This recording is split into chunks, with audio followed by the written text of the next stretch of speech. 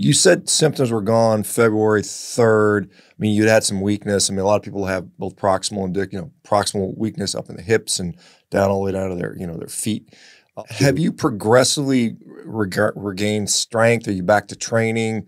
What's going on in that regard? I never stopped training. Yeah, good for you. Not at all. I actually take that CrossFit class that I went to a few days a week. Now, as somebody coming from the bodybuilding community, bodybuilding and CrossFit, they didn't mesh well. Yeah. And no part of me really wanted to take it in the first place, but my friends are doing it. And I'm like, all right, let's go. Had I not taken that class, I wouldn't be where I'm at right now. Had everything not happened exactly the way it did, I wouldn't be here right now. I may not know that I have CIDP. It may have progressed, but I take CrossFit a few days a week, mostly for agility purposes. There's a lot of movement still with having paralyzed calves that I have to modify. Yeah, I mean, the jumping rope would be hard. Double unders would be challenging, I would imagine. No, well, when you solely walk on your heels, I can't walk on the balls of my feet.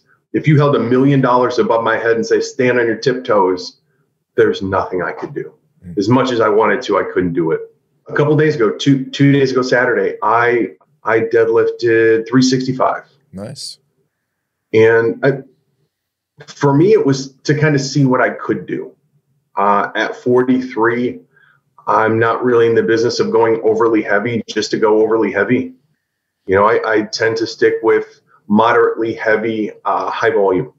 And that's worked out very well for me.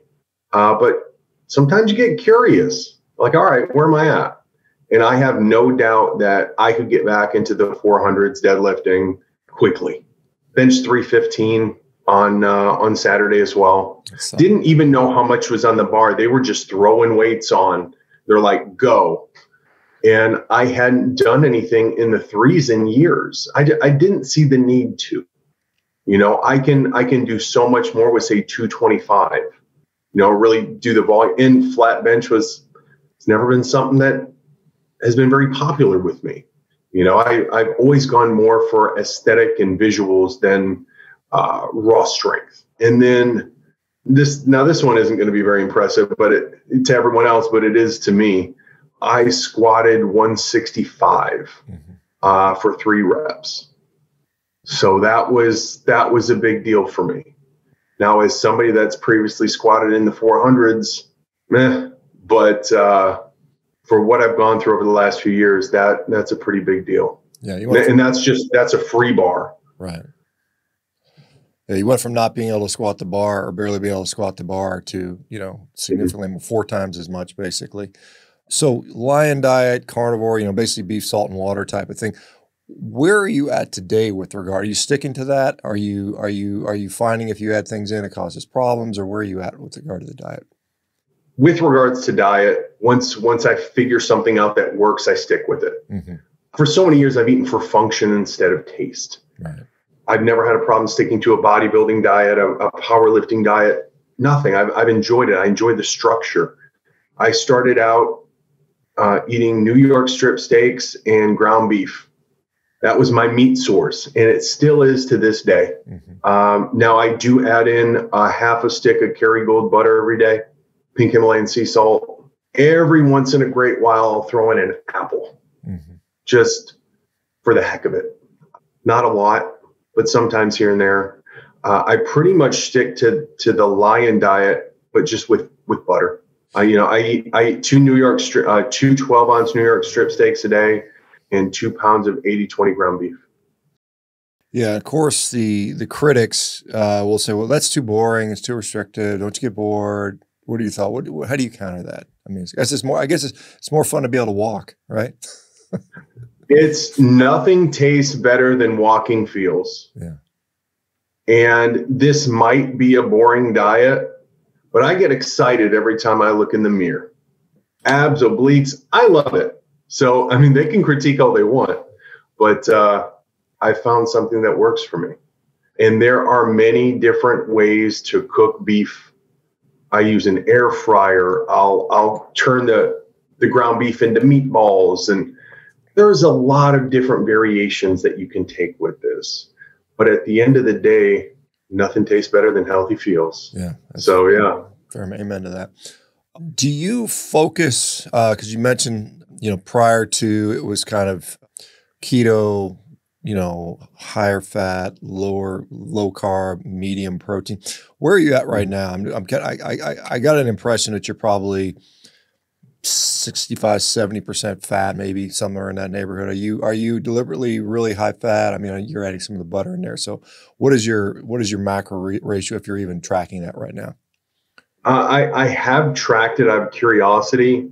It's like you said, it's very high fat. I was more curious where my calories were. Mm-hmm.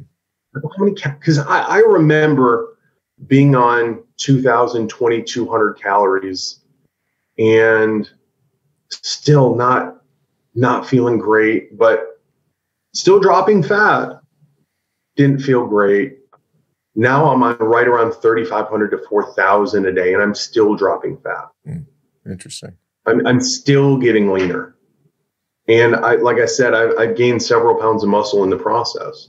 As someone who has trained his whole life, or most of your life, certainly your adult life, how is the training now without any carbohydrates? Because you're effectively eating zero carbohydrates. And a lot of people say, well, you can't train, you can't put on muscle, you can't do stuff in the gym. You need the carbs, you need the pre-workouts. What are your thoughts having not used that stuff? I will wipe the gym floor with anybody.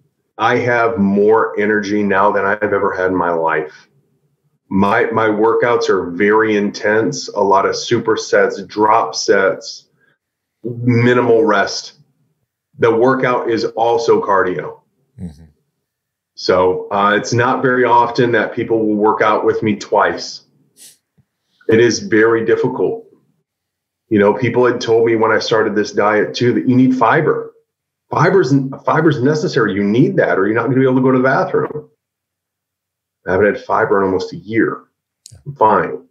Yeah, it's interesting. All these folks pushing the envelope and challenging these beliefs, and we're finding, I think, a lot of things we're being told don't hold up when we actually explore and examine those things. You had mentioned previously you were a member of a number of CIDP groups, online, I'm sure, communities. Are you still part of that? And are you sharing your experience with them, and how is it received, if so? I am still a member of these groups on both Facebook and on Reddit. People will go on there. They're desperate. Maybe it's a spouse of someone with CIDP or Guillain-Barré syndrome or Guillain-Barré syndrome. And they're asking for help. They're like, what do we do? I say, listen, this is what has worked for me. I advise that you research this yourself and figure out if it's right for you. Results may vary. There have been several people that I've turned onto this diet that are thriving. They're doing outstanding. One guy went from a wheelchair to a walker to walking. I don't feel as though I'm unique in this instance. Yeah. I'm not special. It just, that's what it was supposed to do.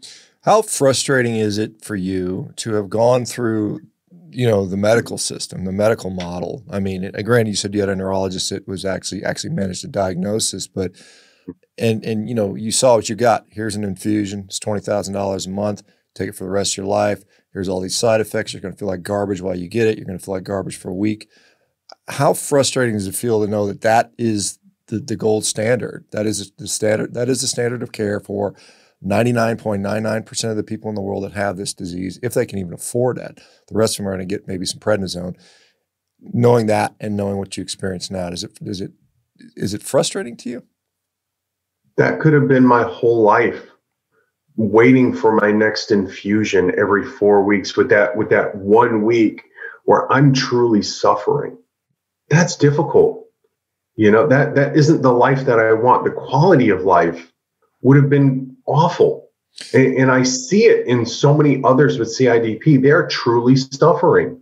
Their muscle is wasting away. Their whole body is atrophying, basically.